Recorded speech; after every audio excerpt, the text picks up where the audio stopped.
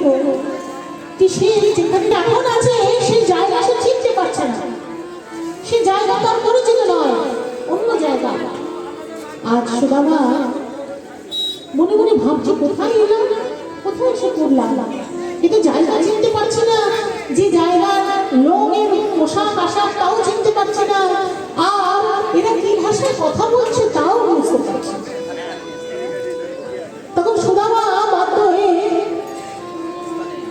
নগরবাসীদের জিজ্ঞাসা করছে, আচ্ছা বলতে পারো এই জায়গার নাম কি?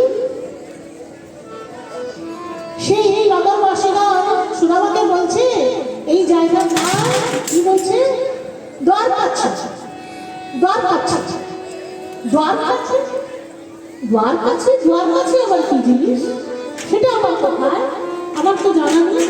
দ্বারকাছে মানে কি বলতে চাইছো তোমরা? 6টা দরজা দ্বারকাছে, দ্বার মানে 6টা দরজা। গুজরাটিরা আর মৈথিলীরা প্রত্যেকটা শব্দের পিছনে পিছনে একটা ছে লাগা। গুজরাটিরা বলতে চাইছে দ্বারছে, মানে দ্বার আছে, দ্বারকাছে, দ্বারকাছে, এটা কোথায়? দ্বারকা। কিন্তু সুদামা ভাবছে এটা দ্বারছে, মানে 6টা দরজা, 6টা দরজা।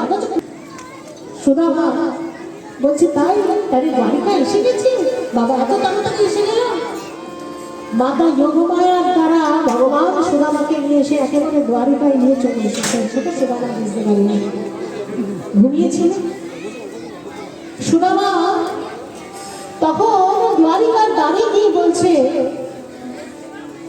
দ্বারের যে দাঁড়ি তাদের জিজ্ঞাসা করছে, আচ্ছা দ্বারকাধীশ ভগবান কি ভিতরে আছে? আমার কৃষ্ণ পরম মিত্র সে কি আছে? তারা তো বুঝতে পারছে না।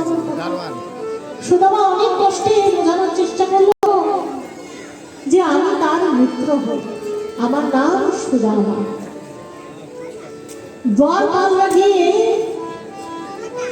বললেন ভগবানের কাছে, ভগবান বসে আছেন সিংহাসনে, তারা গিয়ে বললেন যে প্রভু এক ভক্ত এসেছে, এক ব্রাহ্মণ এসেছে, পরনে তার ভালো জামা কাপড় নেই, ফাটা ছেঁড়া জামা কাপড়, অর্থাৎ চরণে কোনো জুতো নেই, খালি পায়ে এসেছে।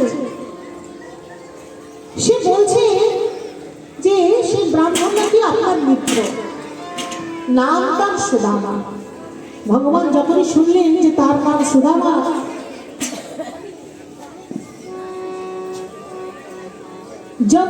যখন সুদামা বলছে, সুদামার কথা শুনছেন ভগবান যে সুদামা এসছে, কোথায় এসেছে, কোথায় কোথায় সে সুদামা, কোথায়?